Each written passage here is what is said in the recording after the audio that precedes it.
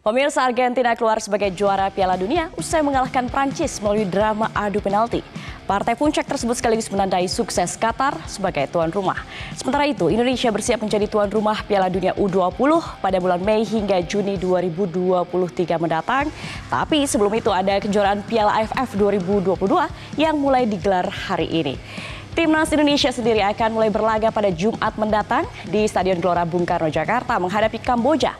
Akankah Garuda Nusantara kali ini sukses membawa pulang trofi juara? Kita akan bahas selengkapnya dalam special report berikut ini bersama saya, Gadis Bianca.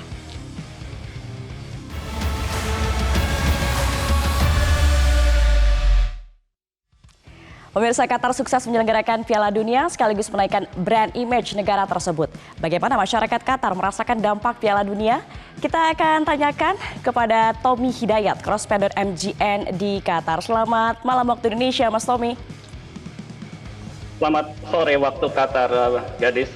Ya, Mas Tommy.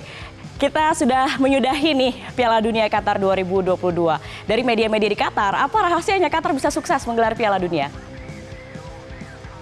Oke, berdasarkan pengamatan saya di sini dan juga pengalaman saya selama tinggal di Qatar, jadi ketika mereka memenangkan bidding tahun 2010, mereka melakukan persiapan yang sangat bagus sekali selama 12 tahun dari bidding 2010 sampai ke persiapan Piala Dunia 2022. Dengan dana yang sangat fantastis, 220 billion US dollar, mereka membangun 7 stadion baru, dan itu adalah sebenarnya harga 220 billion itu bukan untuk Piala Dunia saja, tapi untuk membangun fasilitas transportasi seperti transportasi metro, kemudian jalan dan juga tram, dan juga akomodasi bagi para supporter yang akan datang. Mereka membangun lebih kurang 100 hotel yang baru dan juga akomodasi, dan seluruhnya dibangun dengan biaya itu. Dan juga ada satu kemewahan tersendiri bagi para supporter karena ini dilakukan di satu negara dan bisa dibilang satu kota, dan mereka bisa berpindah dari stadium satu ke stadium lainnya dalam beberapa jam saja. Dan ini tidak mungkin bagi perlihatan nanti di Amerika atau di Meksiko dan di Kanada yang pada saat 2026, dan itu tidak mungkin terjadi. Tapi di Qatar, kesuksesan itu sendiri bagi para supporter dan fans itu kemudahan untuk bisa melihat dari satu stadion ke stadion lainnya. Dan juga mereka melakukan persiapan sangat jauh hari.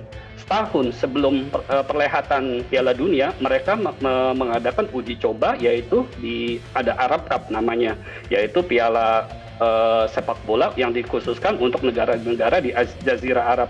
Jadi mereka melakukan simulasi selama Arab Cup setahun sebelum persiapan mereka menuju ke Piala Dunia. Pertanyaannya, kenapa mereka melakukan semua ini? Karena Qatar mempunyai vision 2030 yang untuk mentransformasi masyarakatnya menjadi masyarakat maju dan juga sustainable development. Dan salah satu pilarnya yaitu adalah sosial. Dan sosial itu mereka ingin kalau Qatar itu membuat sebagai spot tourism, jadi agenda mereka salah satu pilarnya adalah sosial, yang di dalam agenda itu mereka ingin Qatar itu sebagai spot tourism. Jadi mereka ingin mengadakan dan memfasilitasi berbagai event dunia di Qatar untuk meng-attract para turis dan para turis mancanegara untuk datang ke Qatar untuk melihat spot event tersebut. Salah satu contohnya di tahun 2023 mereka akan mengadakan Piala Asia, dan juga mereka juga akan mengadakan Centralized Champions League untuk Asia Champions League.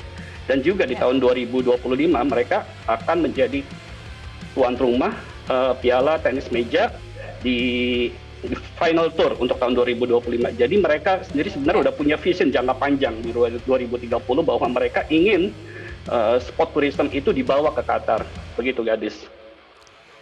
Ya, jadi itu ya rahasianya Qatar dengan persiapan yang sangat matang dan ke depan sustainable.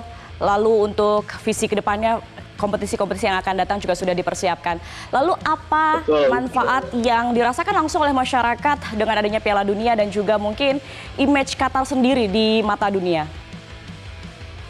Sudah pasti image Qatar di mata dunia sangat terangkat sekarang. Seperti Anda ketahui bahwa masyarakat Qatar sendiri hanya ada 3 juta populasinya. Sementara ketika Piala Dunia kemarin lebih kurang 1,4 juta supporter menyaksikan secara langsung ke stadium di Qatar. Dan kegiatan Piala Dunia tentu membangun roda ekonomi negara Qatar sendiri, tetapi bukan hanya negara Qatar itu sendiri, tetapi pada negara di Timur Tengah, pada khususnya di GCC country seperti UAE, seperti Saudi, mereka juga merasakan dampak ekonomi dari Piala Dunia ini sendiri. Dan bagi masyarakat Qatar sendiri, karena ada lebih kurang 1,4 juta penonton yang datang langsung, pasti mereka mengeluarkan uangnya untuk membeli tiket dan juga untuk membeli akomodasi dan juga makanan dan minuman. Pasti mereka spend banyak uang untuk untuk ketika mereka menghabiskan selama 1 bulan di Qatar, dan ini sangat membantu sekali ekonomi bagi masyarakat Qatar pada umumnya. Dan image Qatar sendiri di mata dunia pasti sangat terangkat, karena sebelum Piala Dunia sentimen-sentimen negatif dari pemberitaan di luar Qatar, khususnya di Eropa, dan dengan adanya Piala Dunia ini menjadi image positif bagi Qatar, bahwa bukan seperti yang dibayangkan setiap orang bahwa Qatar itu adalah negatif, tetapi image positif yang Qatar bahwa mereka dapat sukses melaksanakan Piala Dunia di 2022 ini, Gadis.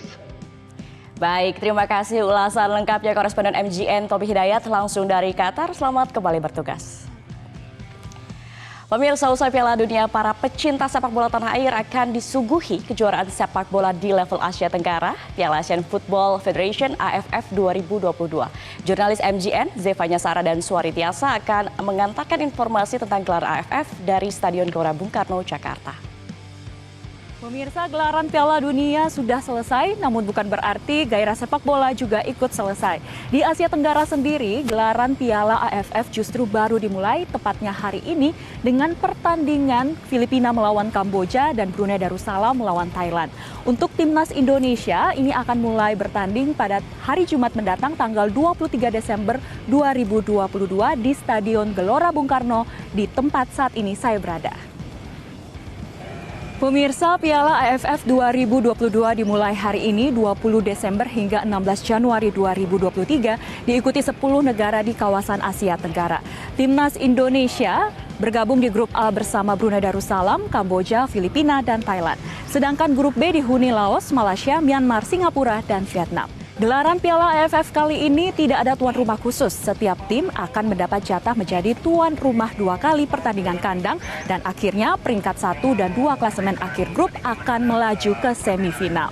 Di grup A, timnas Indonesia akan bertanding 4 kali. Pertandingan pertama akan menghadapi Kamboja pada tanggal 23 Desember di Stadion Gelora Bung Karno. Selanjutnya, tandang menghadapi Brunei Darussalam pada 26 Desember. Pada 29 Desember, Indonesia menjamu Thailand di Stadion GBK, dan 2 Januari 2023, Indonesia akan bertandang ke Filipina. Di Piala AFF kali ini, timnas Indonesia sangat berambisi meraih juara. Sebab dalam 13 kali keikutsertaan, tak sekalipun tim Garuda mengangkat trofi. Prestasi paling tinggi adalah menjuarai runner-up sebanyak 6 kali, yaitu tahun 2000, 2002, 2004, 2010, 2016, dan 2020. Dukungan supporter Indonesia pada pertandingan perdana Jumat mendatang diharapkan akan memompa semangat tim Garuda untuk meraih kemenangan. Dari Jakarta, Zevanya Sara, Suari Tiasa, Metro TV. Ya, pemirsa, gelaran Piala Dunia yang menyita perhatian di seluruh dunia baru saja usai. Namun, bukan berarti kejuaraan sepak bola selesai. Di kawasan Asia Tenggara, Piala AFF justru baru dimulai hari ini hingga 16 Januari 2023 mendatang. Bagaimana kegairahan Piala Dunia kita bawa ke Piala AFF untuk mendukung timnas Garuda? Untuk membahasnya sudah ada pengamat sepak bola Sabto Haryo Rajasa bersama kami di studio. Bung Sabto, salam sehat. Salam sehat, gadis. Sebelum kita bahas nih Piala AFF yang akan kita hadapi Jumat bersama Timnas Garuda melawan Kamboja, kita menoleh sedikit ke Piala Dunia. Felicidades Argentina. Apa catatan dari Bung Sabto sendiri terhadap Piala Dunia, lalu juga kemenangan Argentina di Piala Dunia kali ini? Iya, mungkin Piala Dunia ini it's about Messi ya. Ya. Kita bicara Messi akhirnya bisa menyandang predikat the real GOAT yang orang mempertanyakan kapan dia menjadi juara Piala Dunia bersama Argentina. Akhirnya dia bisa merealisasikan itu.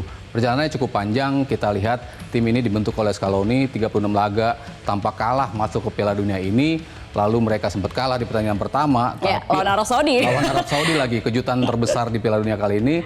Tetapi dia langsung bisa bounce back, dia bisa mengukur strategi timnya, personilnya siapa dia ganti, akhirnya bisa membuat tim yang sangat solid. Tapi memang sentralnya tetap Messi.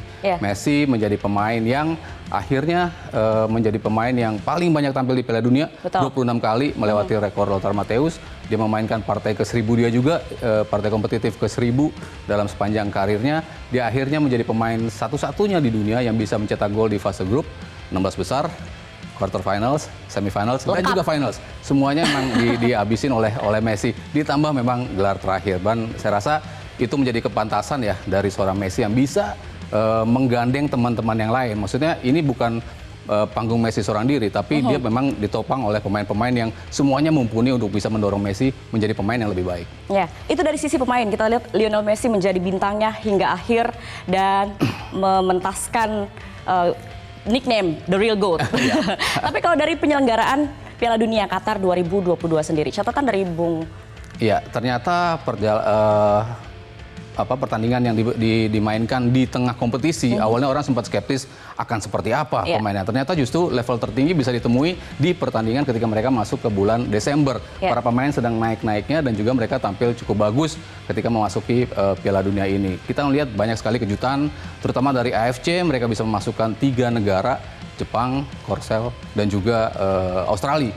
Saya rasa itu juga salah satu kejutan terbesar, ditambah tadi di awal, Arab Saudi bisa mengalahkan Argentina, Jepang bisa menang lawan Jerman, bisa mengalahkan Spanyol, kejutan Maroko sebagai tim pertama asal Afrika yang bisa sampai ke semifinal.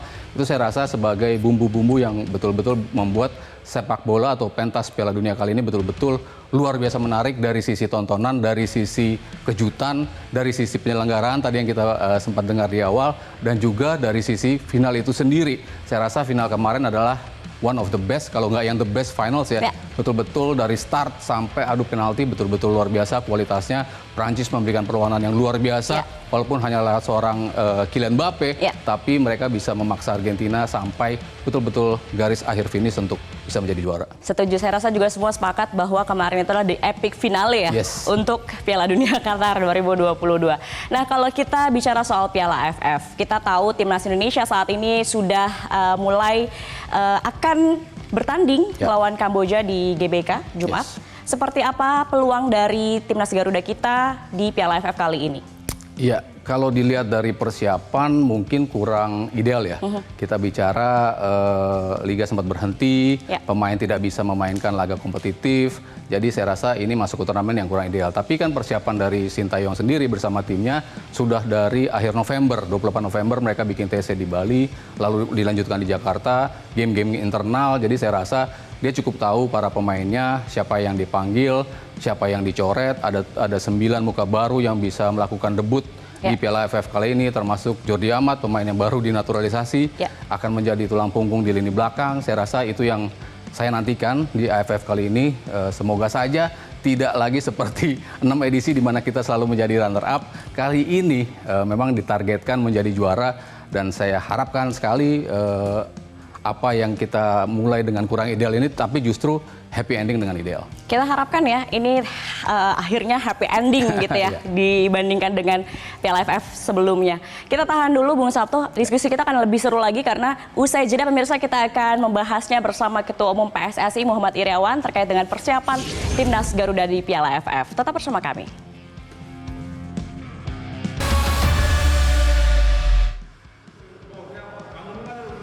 Pelatih Timnas Indonesia Shin Tae-yong mengaku skuad Garuda mengalami peningkatan setelah mengikuti pemusatan latihan jelang Piala AFF 2022. Dengan 28 pemain, pelatih asal Korea Selatan tersebut yakin para pemain yang akan terpilih bisa menjawab semua keraguan pecinta sepak bola tanah air. Bagaimana tidak? Selama 13 kali mengikuti turnamen sepak bola Asia Tenggara tersebut, Indonesia belum juga mampu meraih gelar juara. Predikat sebagai raja runner-up patut disematkan kepada tim Garuda yang sudah 6 kali meraihnya. Jelang laga perdana melawan Kamboja pada 23 Desember, Shin Tae-yong harus kehilangan bek andalannya Elkan Baggott. Hal tersebut diketahui usai pelatih Gillingham, Neil Harris menyampaikan pengumuman tersebut. Dalam pengumuman tersebut disebutkan Elkan memilih absen di gelaran Piala AFF 2022 kali ini. Menanggapi hal tersebut, Shin Tae-yong tidak ambil pusing dan belum memikirkan siapa pengganti Elkan. Sementara Sandy Walsh dikabarkan baru bisa bergabung kala Indonesia menghadapi Brunei Darussalam. Saat ini Shin Tae-yong masih fokus melakukan pembenahan dalam transisi permainan. Menurutnya, jika para pemain bisa melakukannya, pelatih berusia 42 tahun tersebut yakin Indonesia bisa meraih gelar Piala AFF perdana.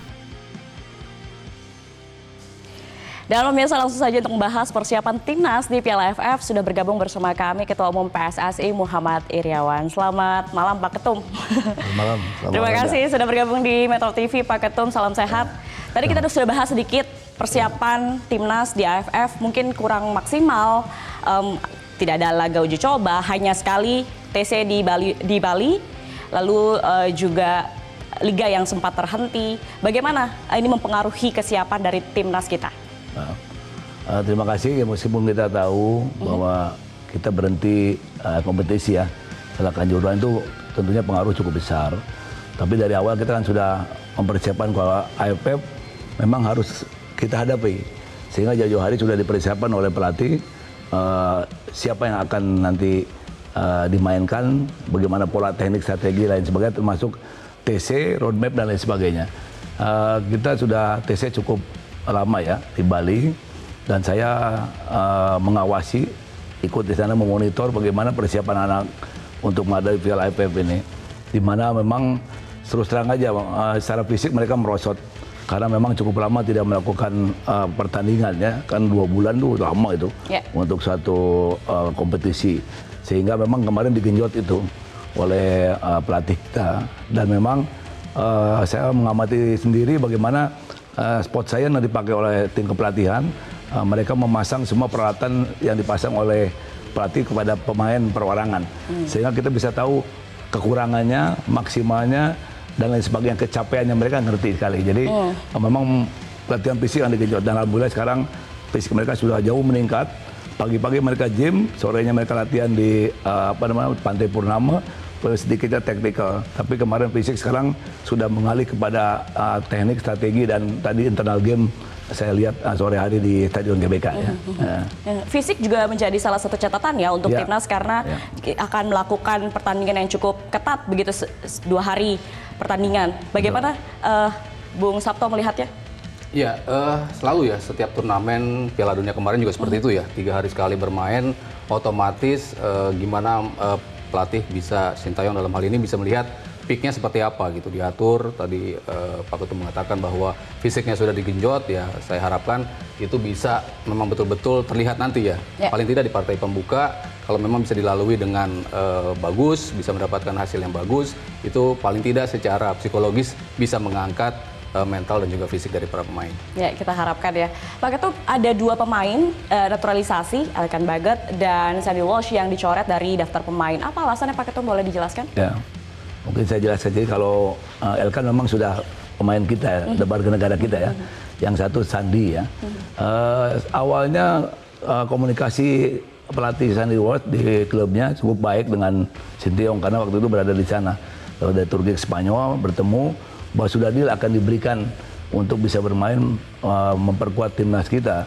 Bahkan waktu kemarin akan kembali dari Bali, saya sudah belikan tiket dari Brussels ke Kuala Lumpur, dan harapan nanti pelatihnya akan bisa memberikan karena sudah ada tiket. Menyusul begitu ya? Ya, menyusul. Ya, ternyata saya mendapat kabar kemarin sebelum nama-nama dikeluarkan bahwa ternyata Sandy tidak diizinkan. Ya, memang ini ada di kewenangan pelatih, namun demikian kami sesalkan karena komunikasi cukup baik. Dan memang ini kan bukan FIFA Matchday, tapi tadinya sudah komunikasi baik sehingga tadi akhirnya tidak bisa ya. Mungkin ada sesuatu yang kita diskusikan kembali antara pelatih Sinteyong dengan pelatih dari klubnya Sandi ya. Itulah hal yang tidak bisa kita hindari ya. Keputusan dari klub masing-masing pemain. Kalau dengan ketidakhadirannya Elkan Baggett dan Sandy Walsh, ada pengaruhnya ke kekuatan timnas Garuda? Iya, kalau saya harapkan sih masuknya Jordi Amat ya, paling tidak langsung bisa nyetel. Kita tahu dia juga main di ASEAN juga, main di Johor. Artinya dia sudah tahu dengan iklim sini dan dengan penampilan yang cukup panjang, lama di Spanyol jelas. Saya harapkan ya dia bisa langsung memberikan impact. Paling tidak bisa menularkan apa yang dia selama ini rasakan dan dia mainkan di level tertinggi. Paling tidak itu kan yang dibutuhkan oleh pemain-pemain kita ya.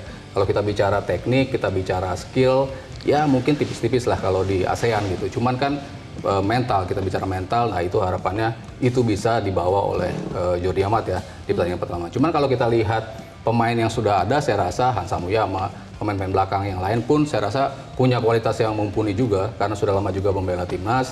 Mereka tahu juga kekuatan, lawan-lawan yang dihadapi mereka juga sudah cukup tahu. Artinya dari sisi kekuatan kita tetap punya peluang lah untuk bisa ya paling tidak sampai ke final lagi Pak. Baru dari situ kita berdoa. Ya kita punya Witan, kita punya Asnawi, kita punya banyak kekuatan lain yang kita harapkan bisa membantu kekuatan timnas Garuda di Piala AFF ya. Lah, dan sebelumnya Pak Ketum dan juga Bung Sabto, kita akan melihat seperti apa yang perlu masih dibenahi dari timnas kita. Coach Sinteyong masih juga menyebut soal transisi permainan. Nah, kita lihat jika transisi permainan lebih baik, STY juga meyakini Indonesia bisa menjadi tim yang kuat. Kita lihat kutipannya.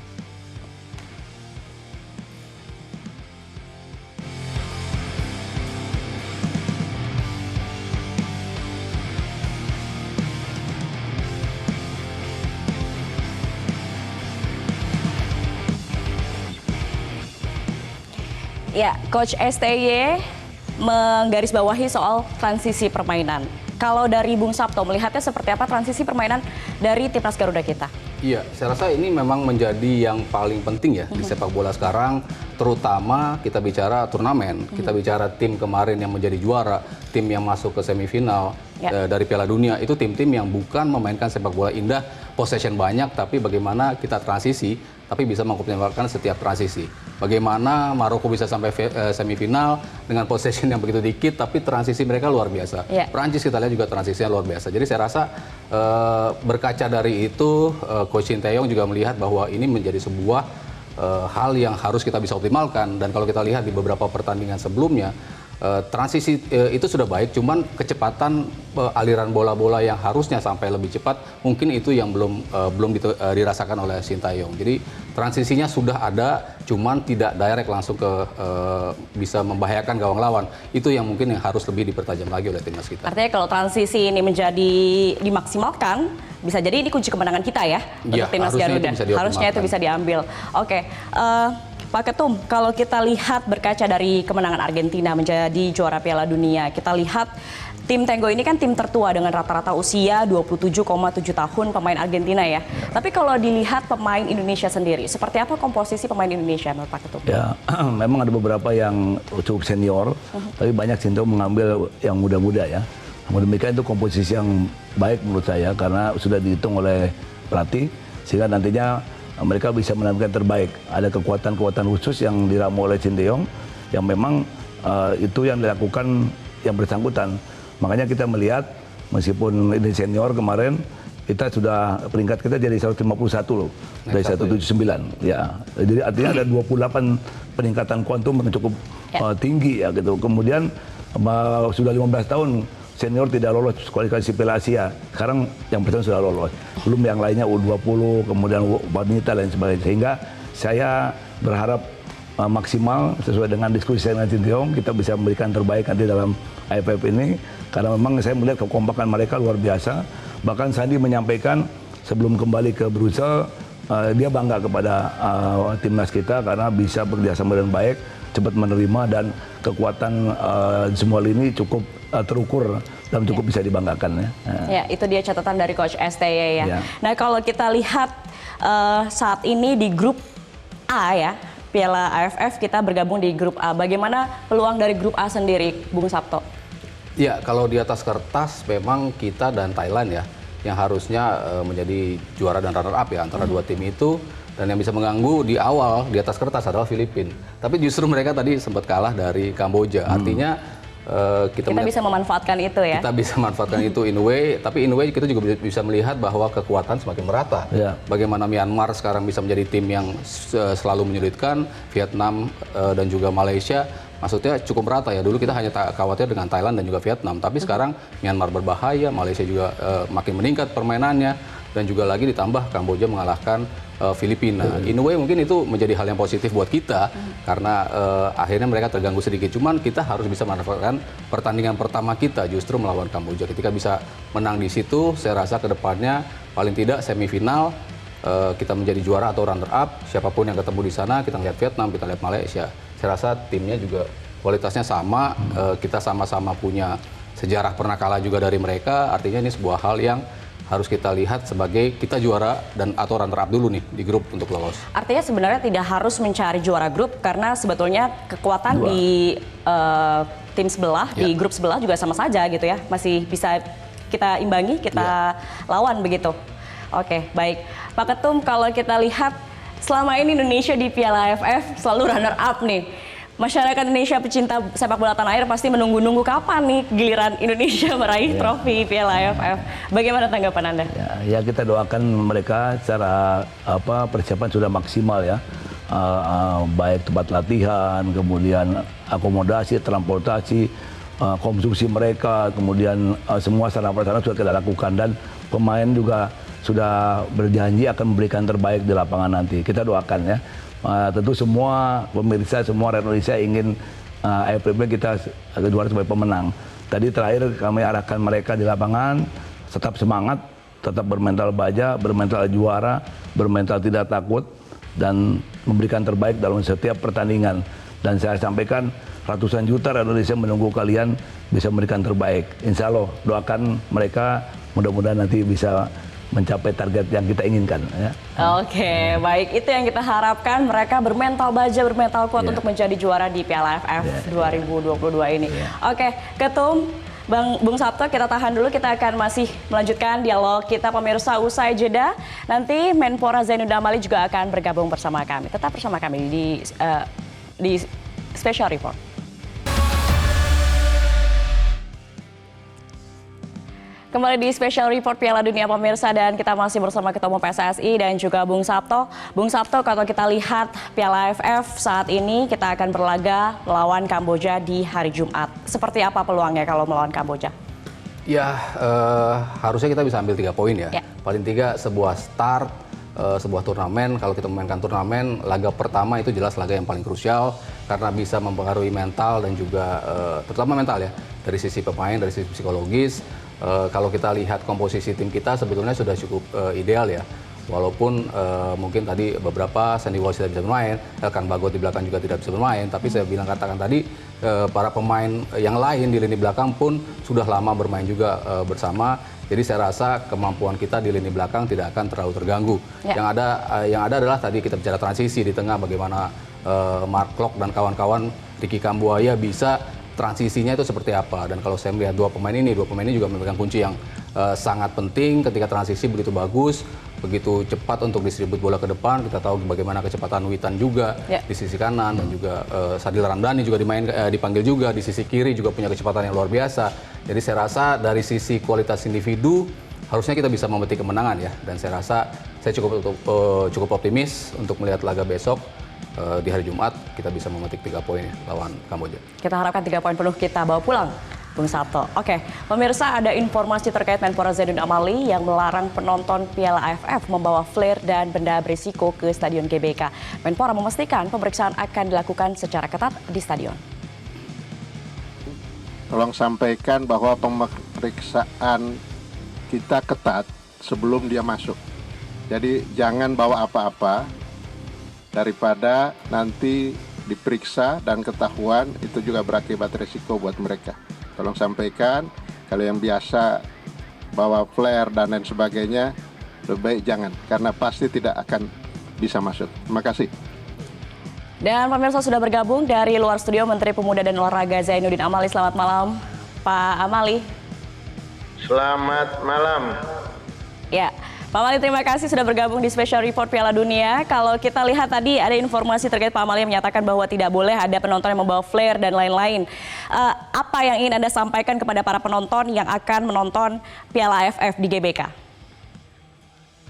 Iya, pertama ini adalah pertandingan yang ada penontonnya dan sekaligus menjadi uji coba dari peraturan Polri yang baru. Kan kita tahu bahwa sekarang ini Polri sudah punya aturannya yang baru. Dan tadi pada saat saya bersama Pak Kapolri di GBK Stadion Utama, kita meninjau secara detail dari mulai tempat duduk penonton, kemudian VIP ke tempat kontrol, ke tempat ganti pemain, dan alur dari datangnya penonton dan pemain itu dipastikan betul oleh Pak Kapolri memang benar-benar sesuai dengan apa yang sudah disampaikan oleh PSSI pada saat mengajukan izin. Nah, tadi kita tambahkan bahwa kepada penonton ini akan diperiksa sebelum dia masuk di area lintasan yang ada di GBK, yang biasa orang kalau jalan pagi kan biasa di situ. Nah, yang masuk di situ adalah hanya mereka yang punya tiket, dan begitu dia masuk ke area situ dia sudah diperiksa karena kita tentu tidak ingin kejadian-kejadian yang sebelum-sebelumnya ada yang bawa flare dan lain sebagainya, kemudian bisa lolos ke dalam. Jadi masih jauh sebelum mereka memasuki stadion utama itu sudah diperiksa, dan kita ini menjaga supaya apa? Pertandingannya juga enak untuk ditonton, dan biasanya kalau itu terjadi selalu kita dapat teguran, bahkan seingat saya didenda kalau sampai masih pertandingan kemudian ada yang menyalakan flare dan lain sebagainya. Makanya saya ingatkan lebih baik tidak dibawa karena itu akan berakibat juga buat mereka. Nanti pihak kepolisian akan ketat karena area luar itu semua akan dijaga oleh pihak kepolisian, yang di dalamnya adalah pihak pengamanan yang disiapkan oleh panitia yang bukan dari kepolisian. Baik, kita harapkan perilaku kooperatif penonton ini bisa mendukung gelaran Piala AFF 2022 di GBK berjalan lancar, dan juga nantinya kita akan membahas terkait dengan Piala Dunia U20 2022 yang akan digelar di Indonesia. Pak Amali, kita tahan dulu, dan pemirsa, Special Report Piala Dunia masih akan kembali usai jeda berikut ini, tetap bersama kami. Kembali di Special Report Piala Dunia, pemirsa, pemerintah terus mempersiapkan seluruh fasilitas pendukung pertandingan jelang gelaran Piala Dunia U20 2023 mendatang. Sementara itu, kesiapan timnas U20 juga mengalami progres yang baik menuju ajang bergengsi tersebut. Jelang ajang Piala Dunia U20 yang akan digelar pada 20 Mei hingga 11 Juni 2023, pemerintah terus mempersiapkan seluruh fasilitas pendukung pertandingan, seperti menyelesaikan pekerjaan di 6 stadion utama yang akan digunakan untuk laga sepak bola sekelas Piala Dunia. Menurut Menteri Pemuda dan Olahraga Zainuddin Amali, Indonesia sejatinya telah mencapai target penyelesaian infrastruktur venue sesuai jadwal Piala Dunia 2020 yang sedianya berlangsung tahun lalu, namun tertunda karena COVID-19. Saat ini sejumlah fasilitas hanya membutuhkan renovasi minor agar sesuai dengan standar yang diisyaratkan FIFA. Salah satunya adalah memperbaiki rumput lapangan di beberapa stadion yang digunakan untuk kompetisi sepak bola Indonesia.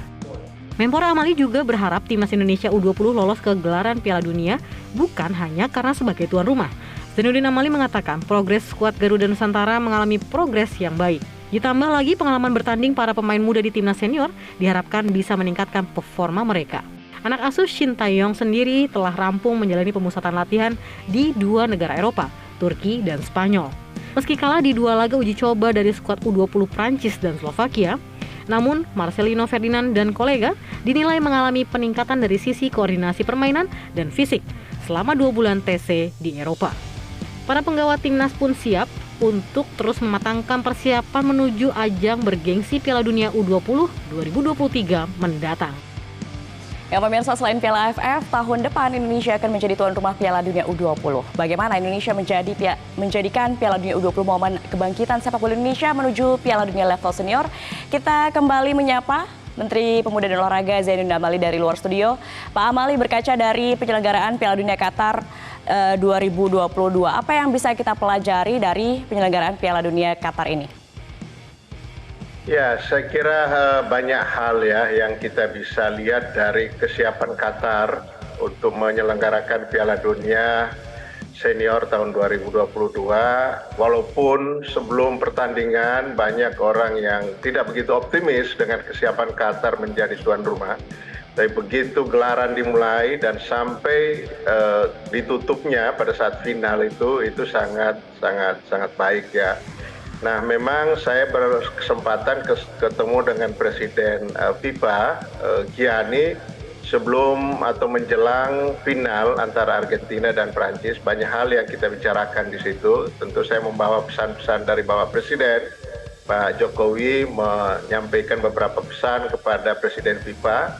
Atas nama pemerintah, saya hadir di situ dan FIFA sangat mendukung Indonesia. Itu sekali lagi komitmen itu disampaikan oleh Presiden Gianni bahwa FIFA sangat mendukung Indonesia untuk menjadi tuan rumah FIFA World Cup Under-20 Mei sampai Juni tahun 2023. Maka keseriusan mereka itu akan memberikan asistensi dan supervisi yang baik terhadap kita, dan ada beberapa hal yang tadinya memang biasa-biasanya tidak dilakukan, tetapi untuk Indonesia karena permintaan Bapak Presiden Pak Joko Widodo, alhamdulillah oleh Pak Presiden FIFA dikabulkan. Salah satu contoh adalah biasanya kalau opening itu kan kalau U20 biasa saja, beda dengan senior.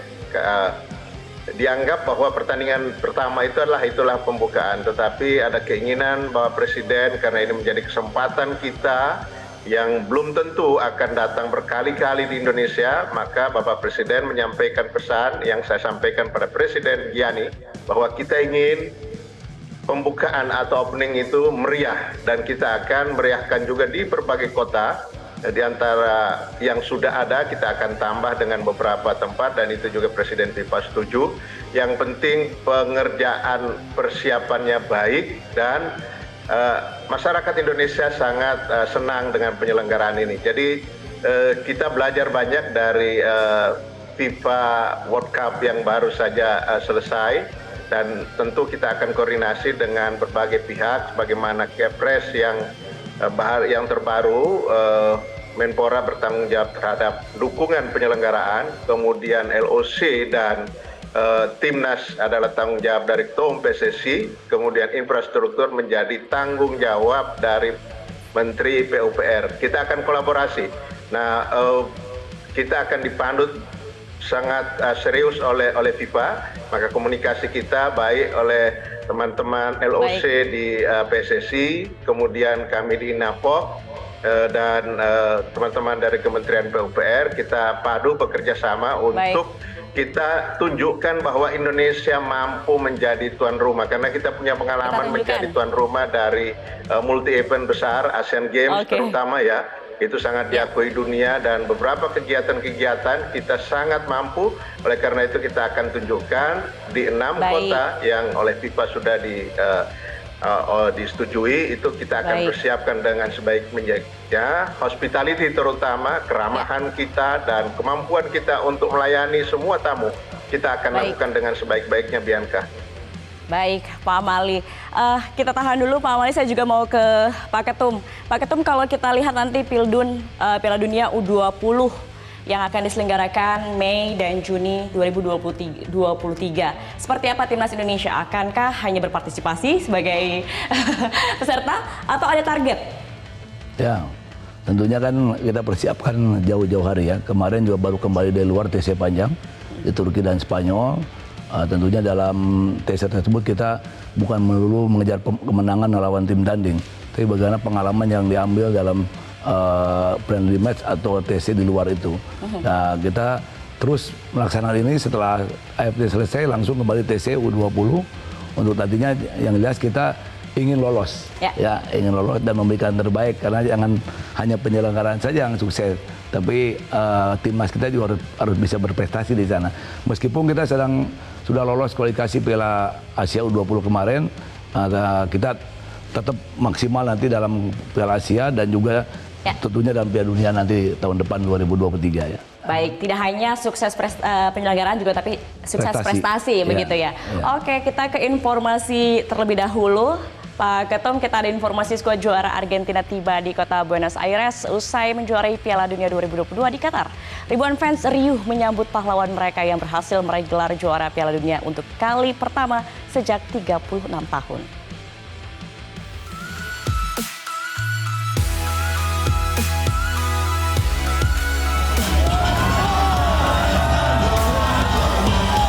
Pesawat yang mengangkut skuad Argentina mendarat di Bandara Internasional Ministro Pistarini di kota Buenos Aires Selasa dini hari. Kapten Lionel Messi keluar lebih dulu dengan membawa pulang trofi Piala Dunia, disusul pelatih Lionel Scaloni dan para pemain tim Tenggo lainnya.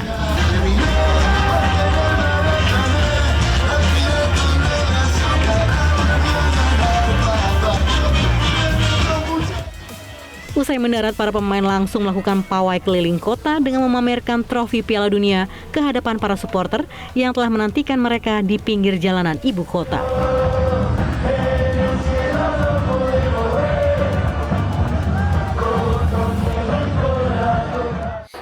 Ribuan fans riuh menyambut pahlawan mereka yang berhasil meraih gelar juara Piala Dunia untuk kali pertama sejak 36 tahun. Tanggal 20 Desember pun ditetapkan pemerintah Argentina sebagai hari libur nasional.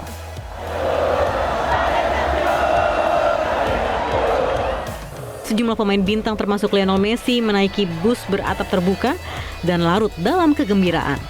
Para supporter pun menyanyikan yel-yel untuk menyambut para pahlawan mereka.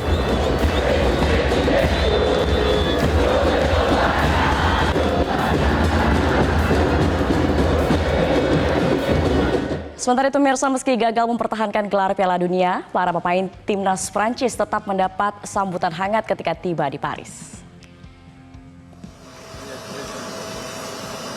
Sambutan hangat kepada Kylian Mbappe dan kawan-kawan sudah terasa sejak skuad tim Ayam Jantan tiba di Bandara Roissy. Tepuk tangan dari para staf di bandara mengiringi langkah para penggawa timnas Prancis selepas keluar dari pesawat. Terlihat juga poster dengan ucapan terima kasih dan Paris mencintai kalian. Sambutan hangat supporter pun begitu kental terasa di hotel tempat para pemain menginap. Satu persatu pemain hingga pelatih Didier Deschamps keluar dari balkon hotel dan melambaikan tangan kepada supporter. Yel-yel dan lagu kebangsaan Prancis menyambut para pemain yang keluar dari balkon.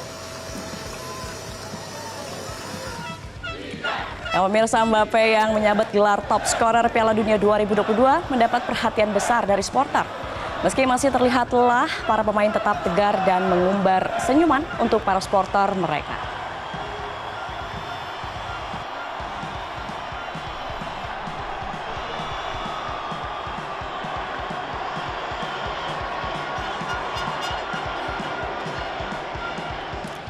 Lalu bagaimana pemirsa timnas Indonesia memupuk pemain-pemain muda seperti Kylian Mbappe dan juga Fernandes? Akan kita bahas lengkapnya usai jeda, tetap bersama kami.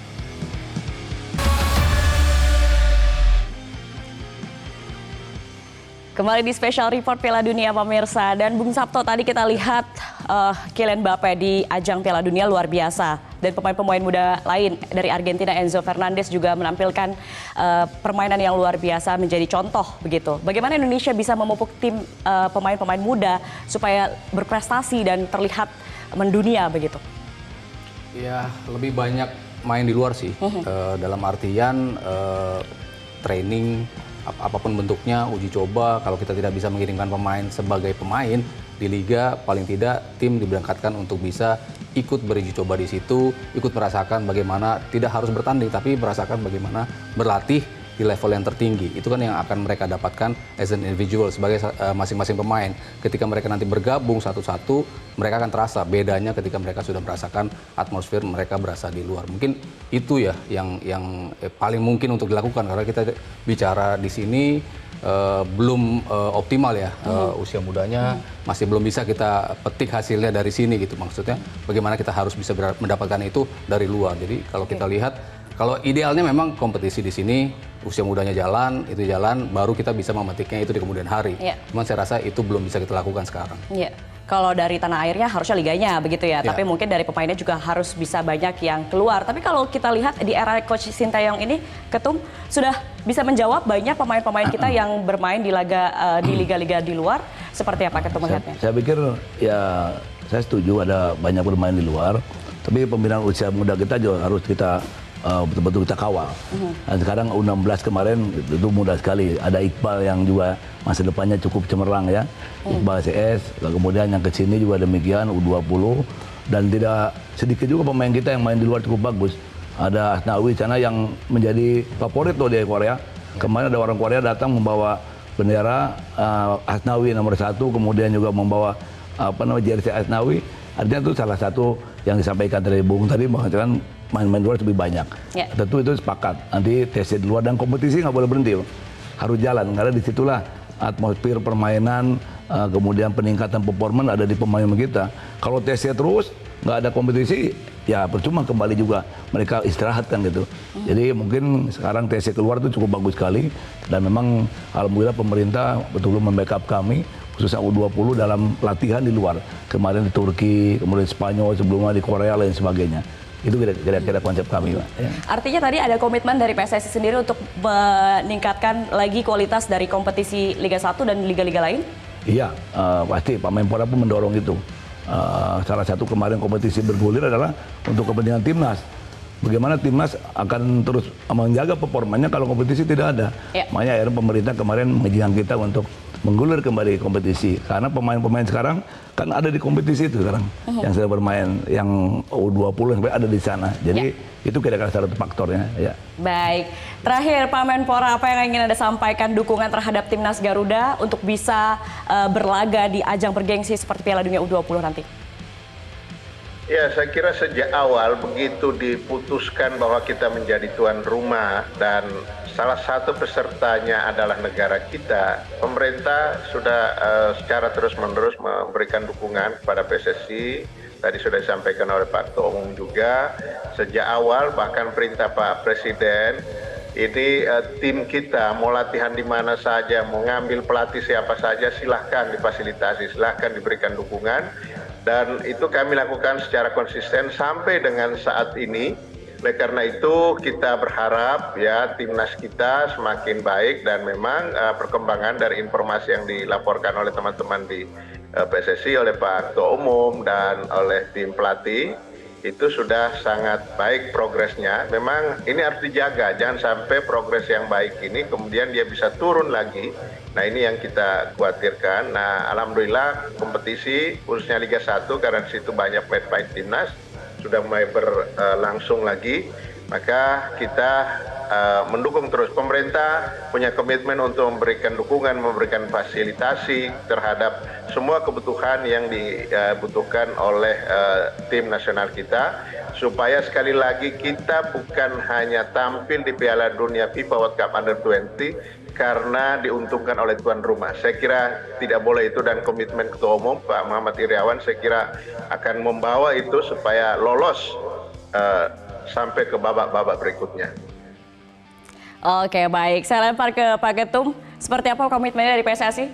Ya, seperti yang tadi diharapkan oleh publik, tentunya oleh negara, Pak Presiden, Pak Menpora, kita akan terus sesuai dengan target yang kita inginkan, dan pelatih yang memang betul-betul mengawal anak-anak U20 nanti yang akan main di Piala Dunia 2023. Doakan. Yang jelas kami berkomit untuk memberikan prestasi yang terbaik untuk timnas kita dalam U20 2023. Baik, terima kasih. Pembahasan yang sangat menarik Bapak-Bapak. Terima kasih Ketua Umum PSSI Muhammad Iryawan sudah bergabung, dan juga Bung Sabto dari luar studio juga telah bergabung Menpora Zainuddin Amali. Terima kasih Bapak. Dan pemirsa, usai sudah diskusi hangat kita terkait dengan special report Piala Dunia, dan kita harapkan Piala AFF Indonesia bisa membawa trofi juara ke tanah air dan juga Piala Dunia U20 di Indonesia terselenggara dengan lancar, baik dan juga sukses penyelenggaraan, sukses prestasi. Saya Gadis Bianca pamit undur diri pemirsa. Terima kasih atas kebersamaan Anda. Selamat malam, sampai jumpa.